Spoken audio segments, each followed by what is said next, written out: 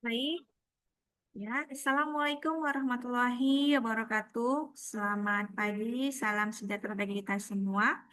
Hari ini pertemuan ke-9, yaitu kita akan membahas pengertian perizinan, unsur-unsur perizinan, fungsi dan tujuan perizinan untuk bentuk dan isi izin. Ya, bagi mahasiswa-mahasiswi sekalian, ya, di mana kita akan membahas terkait di dalam hukum administrasi dan tata negara. Nah, kita akan melihat ya materi penjelasan berikutnya. Sebelumnya, maaf, sebelumnya, yaitu membahas asas legalitas adalah prinsip utama dalam hukum administrasi negara yang membatasi kewenangan pemerintah agar tidak sewenang-wenang. Nah, wewenang pemerintah hanya sah apabila bersumber dari hukum ya atau legalitas dan diperoleh melalui atribusi, delegasi ataupun mandat.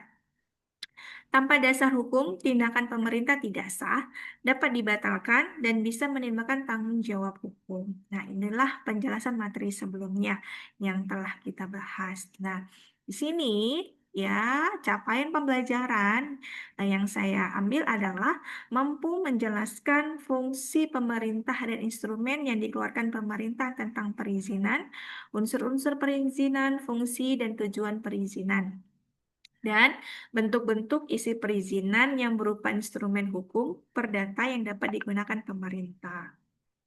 Nah, kalau pustakanya sudah jelas terkait di dalam administrasi negara.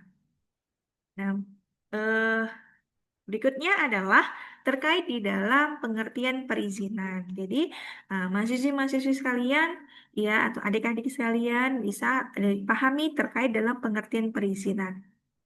Nah, perizinan adalah bentuk keputusan ataupun tindakan hukum administratif dari pejabat atau lembaga pemerintahan yang memberikan persetujuan hukum kepada seseorang ya atau badan untuk melakukan kegiatan tertentu yang pada dasarnya dilarang ya kecuali jika telah memperoleh izin.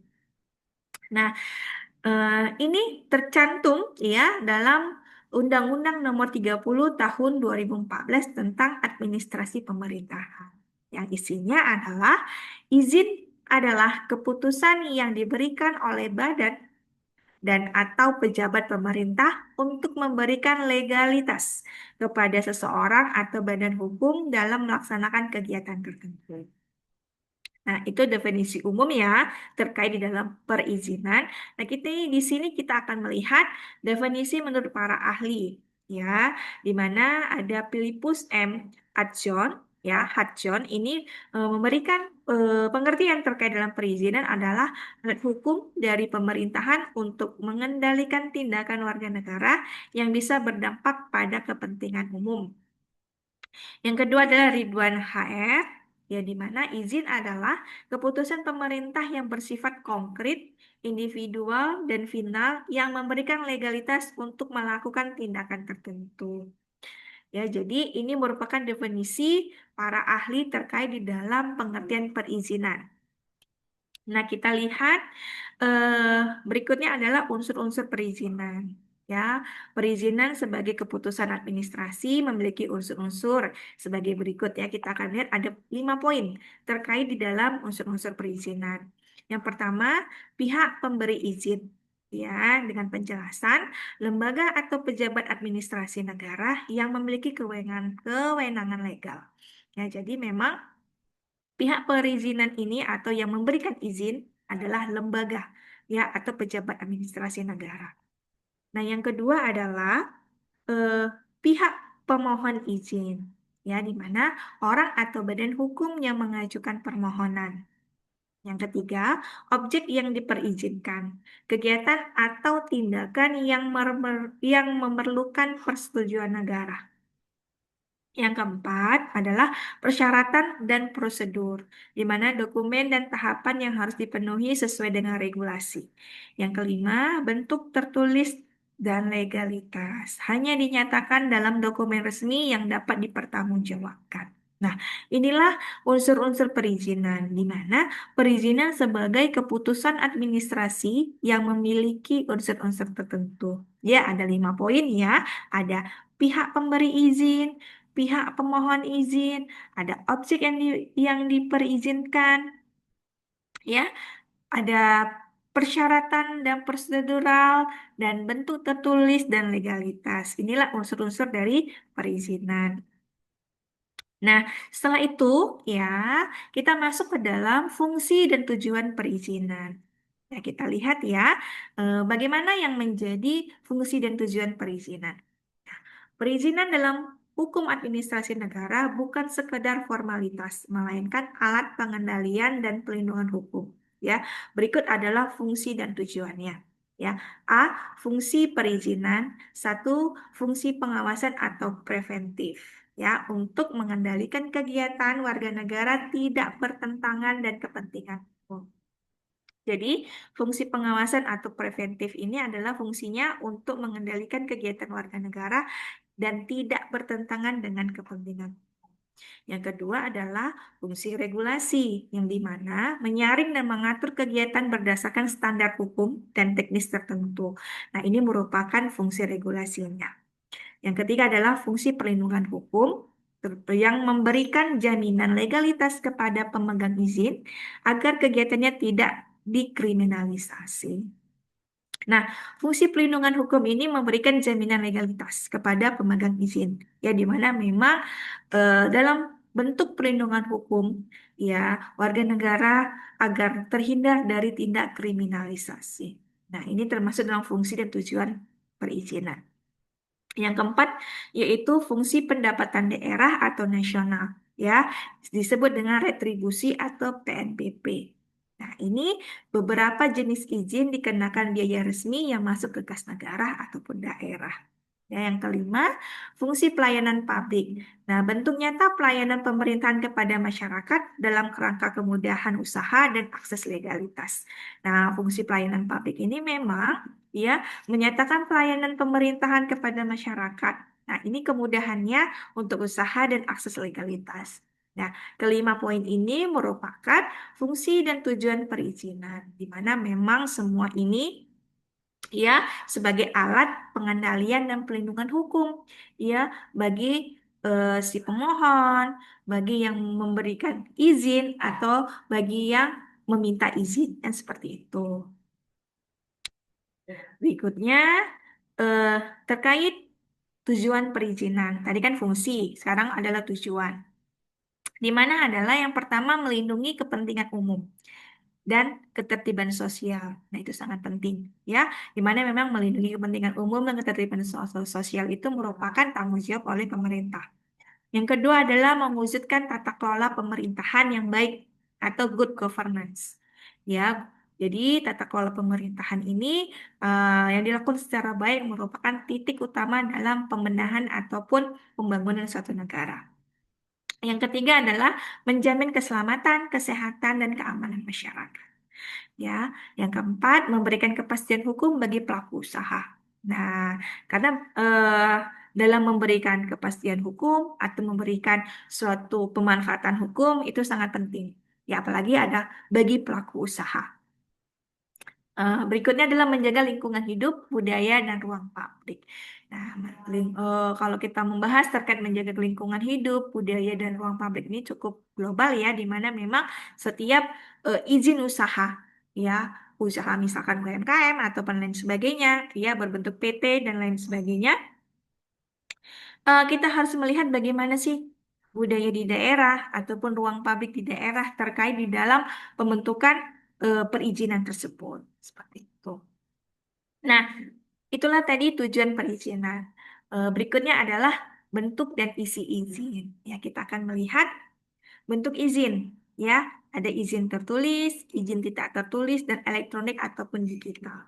Ya, izin tertulis seperti apa? Yaitu berupa surat atau sertifikat resmi. Misalkan surat izin usaha, IMB, izin lingkungan. Ini sangat penting ya. Berikutnya adalah izin tidak tertulis atau jarang dan tidak dianjurkan. Ya, misalkan dalam praktik lisan yang hanya sah dalam kondisi darurat saja. Ya, harus segera diikuti surat resmi. Ya, jadi itulah ya ada yang tertulis, tidak tertulis. Tapi memang yang tidak tertulis ini memang tidak dianjurkan. Seperti itu. Berikutnya adalah izin elektronik atau digital. Dalam sistem OSS ya Online Single Submission ya atau e-government ya. Contohnya adalah nomor induk berusaha atau NIB. Nah, jadi inilah bentuk dan isi izin dalam eh, bentuknya, ya ada tiga: izin tertulis, tidak tertulis, elektronik, dan digital. Ya, adik-adik sekalian bisa memahami terkait dalam perizinan. Berikutnya adalah isi pokok dalam suatu izin atau dalam sebuah izin, ya, komponennya dan penjelasannya. Yang pertama adalah judul atau nomor izin, ya, yaitu identitas resmi izin, nama pemohon ataupun penerima izin, di mana pihak yang mendapatkan hak. Berikutnya ada jenis dan objek izin, ya, penjelasannya kegiatan yang diizinkan. Berikutnya ada dasar hukum penertiban. Ya, ada undang-undang, ada peraturan pemerintah, ada peraturan daerah, dan peraturan lembaga. Ya, ada syarat dan ketentuan, di mana kewajiban pemegang izin.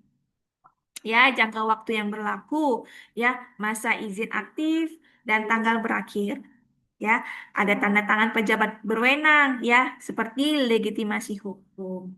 Ya, ada cap maupun stempel resmi. Nah, ini bukti keabsahan dokumen. Nah, inilah isi pokok penting dalam sebuah izin. Jadi, adik-adik ataupun mahasiswa-mahasiswa sekalian bisa memahami, ya, komponen-komponen apa saja yang ada dalam isi pokok dalam sebuah izin. Seperti itu. Ya, berikutnya adalah kita masuk ke contoh izin, ya, jenisnya, objeknya, dan lembaga penerbitnya. Jadi di sini adik-adik harus memahami terkait di dalam jenis izin, objek, dan lembaga penerbit. Seperti itu, ya. Izin mendirikan bangunan, ya, seperti IMB atau PKKPR, ya, objeknya apa? Ada bangunan fisik. Nah, lembaga penerbitnya siapa? Dinas Tata Ruang dan OSS, ya. Berikutnya adalah surat izin usaha perdagangan, ya, atau disebut dengan SIUP, SIUP, seperti itu, ya. Objeknya apa? Ada usaha, ya. Lembaga penerbitnya adalah Dinas Perindustrian ataupun Perdagangan. Berikutnya ada izin lingkungan. Objeknya apa? Ya, aktivitas industri. Seperti itu. Lembaga penerbitnya lembaga Dinas Lingkungan Hidup. Seperti itu, ya. Jadi eh, izin lingkungan ini adalah melihat aktivitas industri. Lembaganya Dinas Lingkungan Hidup. Berikutnya ada izin keramaian. Ya, objeknya adalah acara publik. Ya, lembaga penerbit adalah kepolisian ataupun Pemda. Berikutnya adalah eh, izin operasional sekolah. Ya, objeknya adalah pendidikan, lembaga penerbitnya adalah Dinas Pendidikan. Nah, inilah contoh-contoh dari izin, ya, yang bisa adik-adik pahami terkait di dalam contoh perizinan. Ya, ada jenis izinnya, ada objeknya, dan siapa penerbitnya, kita bilang, ya. Nah, berikutnya eh, berdasarkan dari pembahasan hari ini adalah pengertian perizinan, unsur-unsur perizinan, fungsi dan tujuan perizinan, bentuk dan isi izin. Jadi memang adik-adik harus memahami dulu apa yang dimaksud dengan pengertian, unsur-unsur perizinan, fungsi, tujuan, bentuk, dan isi dari izin tersebut. Nah, kesimpulan dari kesimpulan dari materi hari ini atau pertemuan hari ini adalah perizinan adalah mekanisme hukum administratif untuk mengendalikan, mengatur, dan menguasai kegiatan masyarakat agar tidak bertentangan dengan hukum dan kepentingan umum. Ya, unsur perizinan melibatkan pejabat yang berwenang, pemohon, objek izin, prosedur, dan harus dipenuhi. Ya, fungsi dan tujuan perizinan mencakup aspek legalitas, pengawasan, pelayanan, dan perlindungan hukum. Izin harus berbentuk tertulis resmi, memuat identitas, objek izin, ketentuan, dan ditandatangani oleh pejabat yang berwenang. Nah, inilah kesimpulan dari pertemuan ke-9 ini. Jadi adik-adik, di sini ada kuis terkait dalam pertemuan hari ini. Bisa adik-adik jawab pertanyaan kuis pertemuan ini di kantong soal. Ya, demikian pertemuan hari ini. Ya, saya ucapkan terima kasih. Saya akhirin. Wassalamualaikum warahmatullahi wabarakatuh.